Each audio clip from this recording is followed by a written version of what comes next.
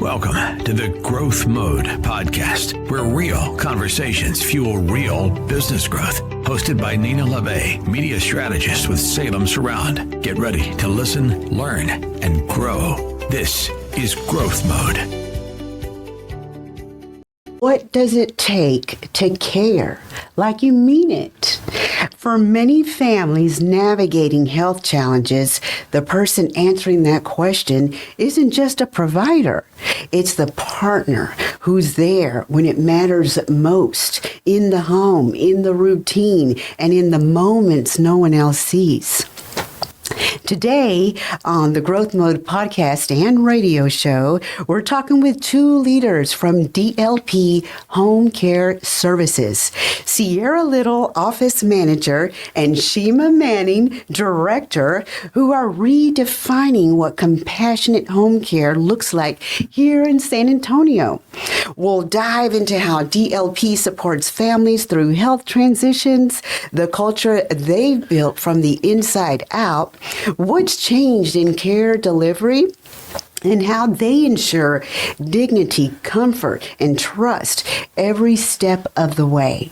If you care about leadership, community impact, or building service-driven brand that actually makes life better, this conversation is for you. Let's begin. Thank you, Ciara and Teshema, for being a guest on Growth Mode. Thank you. Yeah, Thank you for having us. Yes, I'm so excited to learn more. Let's kind of start with the story, let's start from the beginning. What inspired the launch of DLP Home Care Services, and what needs were you seeing in San Antonio? Great question. Thank you so much, Nina, for having us today. DLP Home Care started really from understanding the need that seniors are living longer.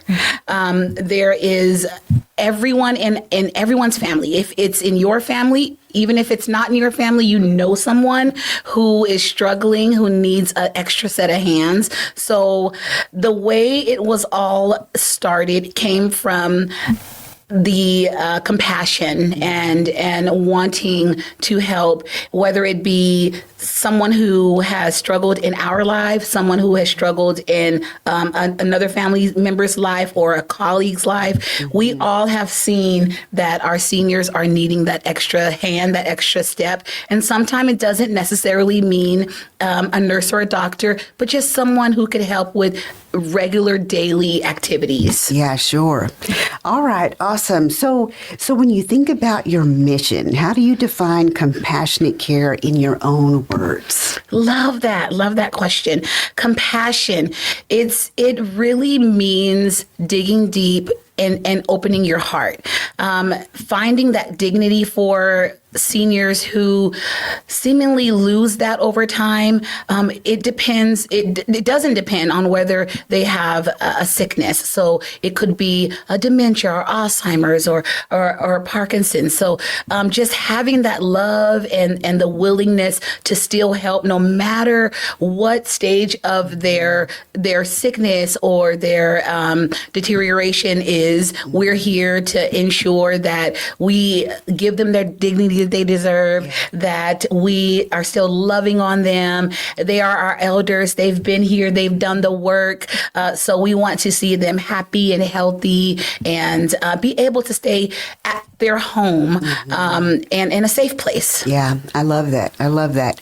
Let's move on over to leadership and roles. Okay. Ciara, as office manager, how do you keep the behind the scenes wheels turning so caregivers can focus on clients? Yes. So my number one responsibility, my goal is to meet with the family. Once I meet with the family, I have an idea of what their expectations are, what are the tasks they want to feel that they are getting what they're paying for, essentially. Mm-hmm. And then I like to meet with the senior individual themselves. Yeah. Their idea of what they may want doesn't always cooperate or is in the same alignment with their family. So I have to play matchmaker and kind of make those two things coincide with each other. I then share that with our caregivers. They never go in blind. I'm always there to do an introduction. So since I'm the first person they meet, I like to kind of seal the deal and make sure that they come in with the caregiver and myself. So it's not just a stranger popping up at your door at 8 in the morning. You've got to show them everything that you've already shared me. I don't want you to be a parrot and have to repeat it. A lot of times we leave out information because we're just, well, I already said this, so you think you've already shared it. So I really like to do that. And it kind of helps the behind the scenes move fluidly. There's some cohesion. We're all speaking the same language. There's no room for forgot this, forgot that. So I make sure there's a paper trail. There's a virtual trail. As we all know, we're all digital. So we've got to make sure they have an app that has all that information. And that's kind of what I do to make everything run smooth behind and on the scenes. I love that. It's like dotting I's and crossing T's. Constantly. Oh, that's perfect. That's perfect. And Shima, as director, how do you balance clinical oversight with community relations and team culture? Yeah, so I really come from a different lens. I want to make sure that everything comes together. So my team is communicating effectively with the families. My team is communicating effectively with the caregivers.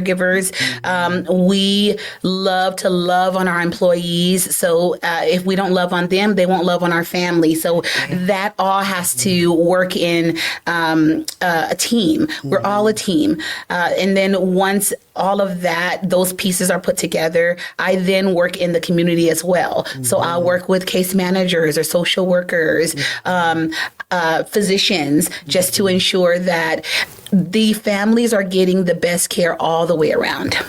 Wonderful, wonderful. All right, so let's switch gears to care philosophy and client experience. What should families understand about the difference between home care versus home health? Yeah, that's a great question. And it is constantly brought up when we meet other professionals. Even they ask us, so what's the difference? I think it's a little confusing. We both have home in our name. So home health is going to be your clinical, need a doctor referral to stay homebound. And that is providing short visits. They're typically covered by an insurance, and it's typically has a doctor referral. Home care, which is what our company does, is non-clinical. We're non-medical. We can do medication reminding. We can make sure that they're doing what they're supposed to. We stay for longer visits. And we're able to kind of fill the gaps. If we have a working family that's away from 8 to 3, we fill in that time. Your home health will only come for about 20, 30 minutes.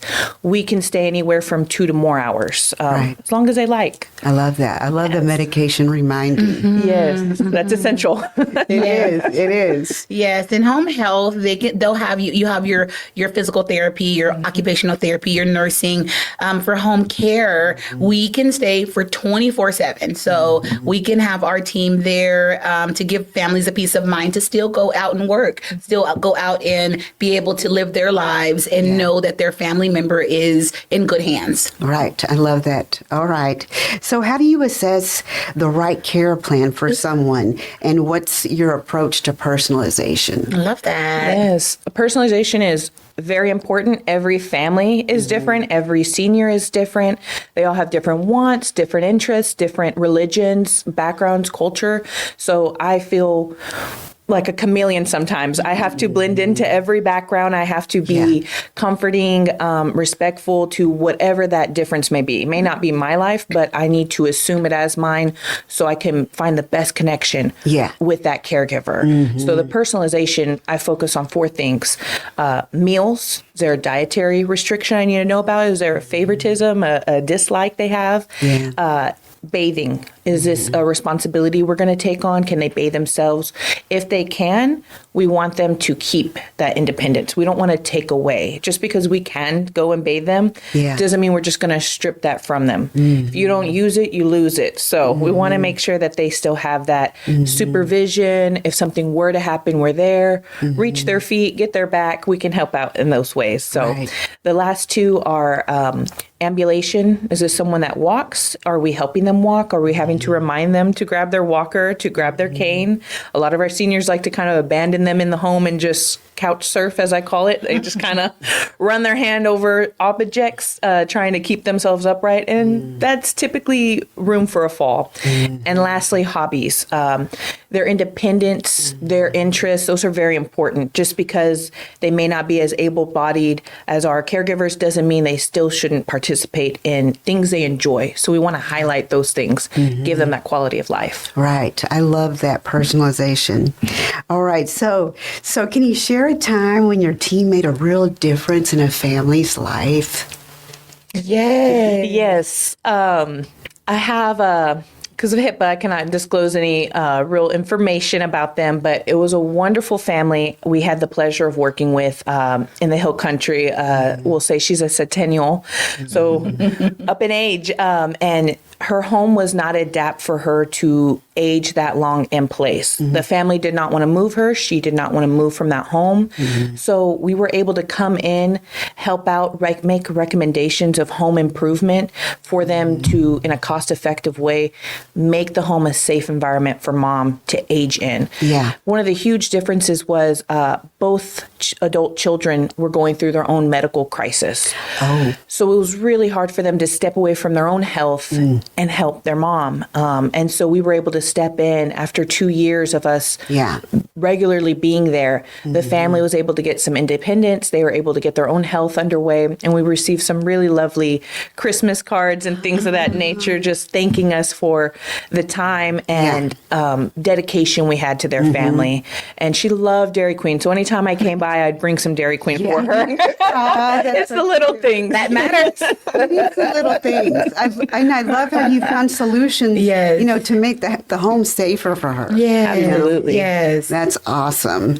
All right. So, as you know, home care, it's grown rapidly. Yes. How has the landscape changed in recent years? Oh my gosh, the landscape has changed actually very drastically. We both have been in this business for quite a long time, and even back in the day, I remember my grandma had a caregiver, and I didn't even know. I thought she was a part of our family. So it's interesting because things have really shifted. Back in the day, seniors were dying earlier, 60s or 70s. Now, if somebody dies around that age, what do we all say? Oh my God, they were so young. So right now, seniors are living into their 80s, 90s, 100s. I remember when a senior would hit over 100 and everyone wanted to call the news. Now we hear it every other day. I'm like, oh my God, 102, that's great. So is he walking? Is he, what can we do? It's still very amazing, but because the baby boomers are here and living longer, everyone is still very vibrant and vivacious. So we're definitely seeing a change in the need. The need is almost triple than what it used to be because there's so many more seniors. Also the need for just care, home care. I can't tell you how many calls I get from a hospital or a social worker who says, hey, Shima, we have a client who is getting discharged. They don't really have insurance. They don't really have money, but they need help.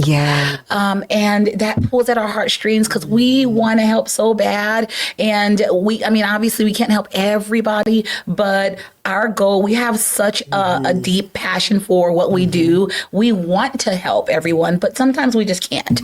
But that's, the biggest change is the amount of seniors now that are here. Right. Yeah. And, going back to a lot of people think that the home care provider is like a family member. Yes. I used to think that. She had her home care person with her at all times. And then when she passed away, she ended up taking care of my uncle. And she was at all the family reunions, every party, every event. I thought she was the long lost cousin. Me too. And we tell our caregivers that you're going to almost become like family, you know, and if you do that, that's successful, you know, and sometimes they don't look like their client, you know, you can have different races, different religions, different backgrounds, and they just click because of the passion that our caregivers have. And when those families see that, oh my God, they're taking care of them like they're your own. And that's what we share to our team. Please take care of our clients like that is your grandma, like that is your mom or dad. I love that. Yeah, and everybody loved her. Everybody. Oh, I'm sure. That's a job well done. Yes. All right. What about other trends that you're seeing and how people choose care, you know, such as tech, remote monitoring, caregiving, training, or family involvement? Yeah, so in the world now, things are changing a little bit. You know, right now, it's really common for most of our families to have cameras. Actually, we welcome it. We actually love it. The fact that our families have cameras. And I mean, it's almost unheard of now to go into a house without one. Because I love that it gives our families even more, you know, peace of mind that we can watch a fall, we can watch, you know, and it's not so much, and I tell our providers, they're not watching you. They're not trying to see if you're doing anything, but they want to ensure that their loved one is safe and taken care of. So I see that's a big difference. Training has changed.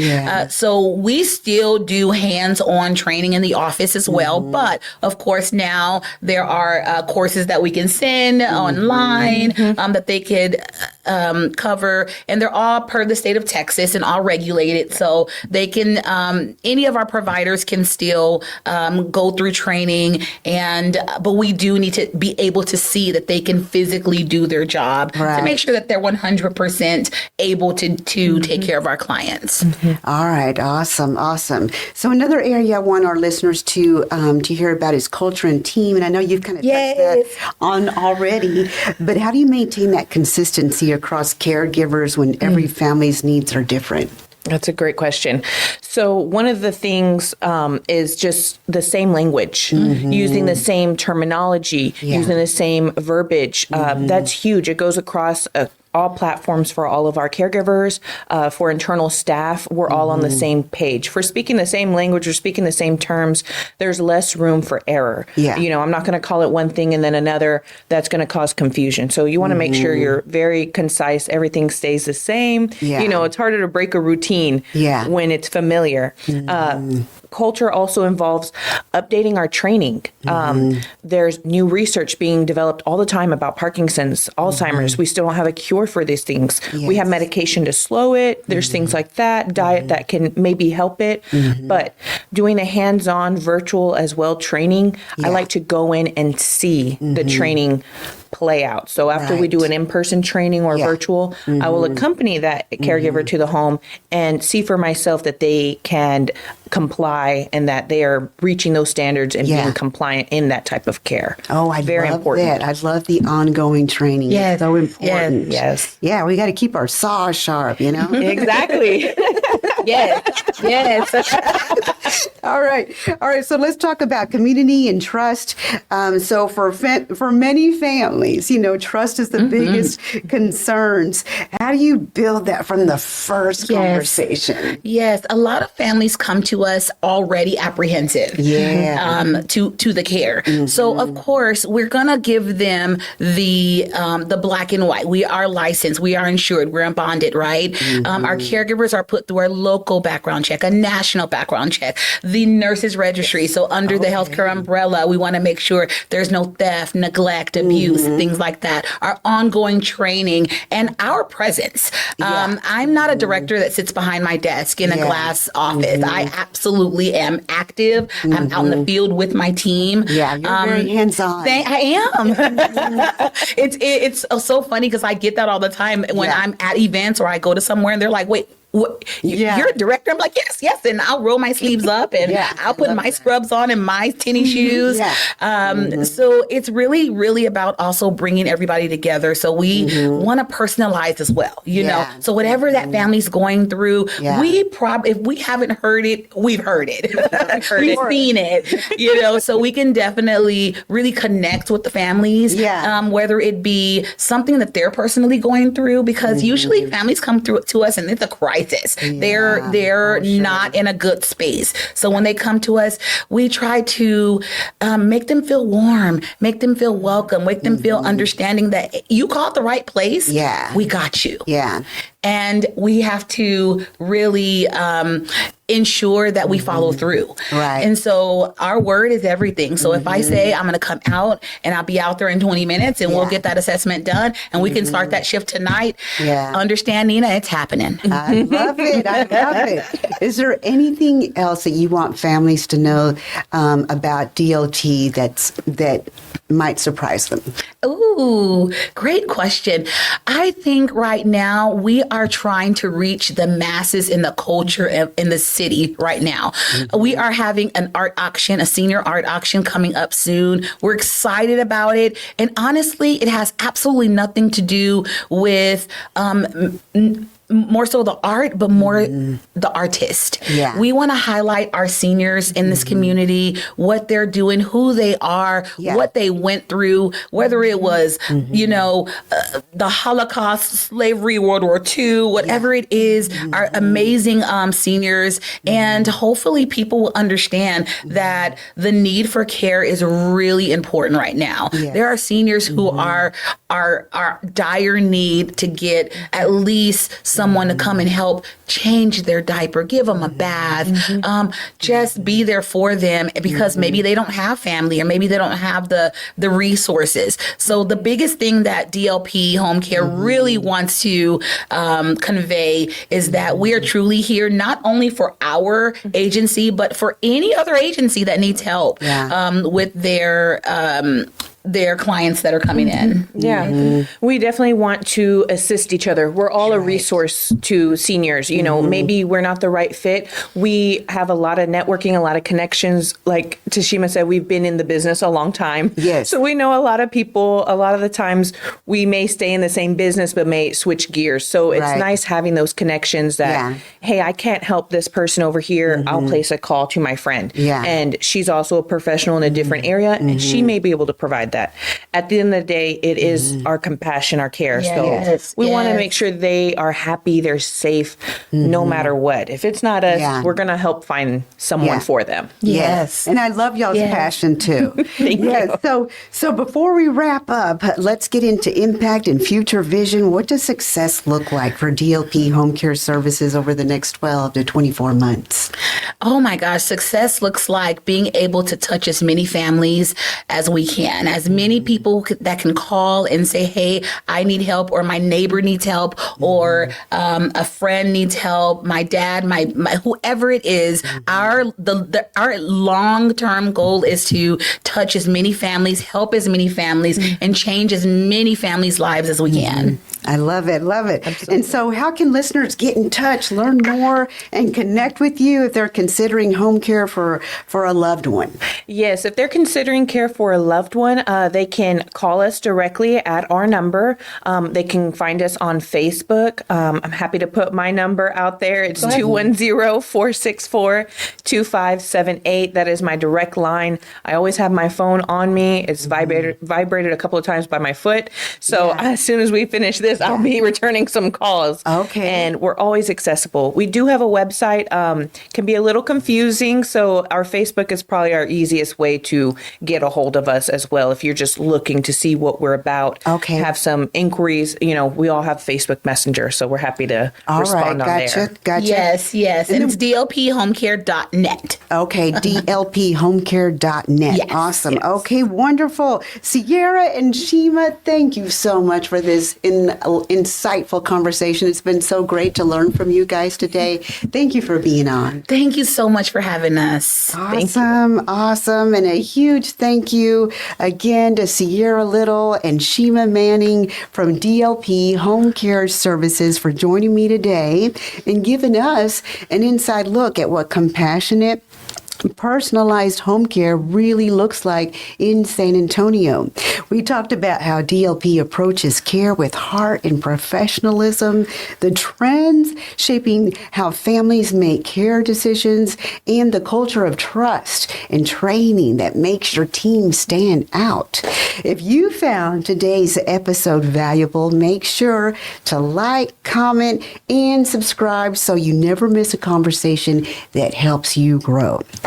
And if you're a business owner or a healthcare leader looking to expand your reach, strengthen your reputation, or connect with your community on a deeper level, I'd love to help you craft a strategy that gets your brand seen, found, and chosen. I offer a special Get Found and Get Heard package that combines organic SEO with targeted radio to help brands build trust, drive traffic, and generate real results. We'll take a look at where you are and how you can grow, whether that's through SEO, digital ads, or getting found locally. No pressure, just real solutions tailored to your goals. And of course, you can reach me anytime at growthmode@salemsurround.com, or you can call me at 210-526-3626. And until next time, keep pushing forward and stay in growth mode. Thanks for listening to the Growth Mode podcast with Nina Labbe. Stay connected, keep learning, and keep growing. Don't forget to like, subscribe, and share. And we'll see you next time on Growth Mode. Want to grow your business online and on the air? Right now, when you sign up for a 6-month organic SEO campaign at $3,100 a month, we'll include a free radio schedule, 1 week per month for 6 months to help kickstart your visibility. That's a $5,000 value in radio advertising, designed to drive awareness and leads from day one. Don't miss it. Email Nina Labbe at growthmode@salemsurround.com or call 210-526-3626 to learn more.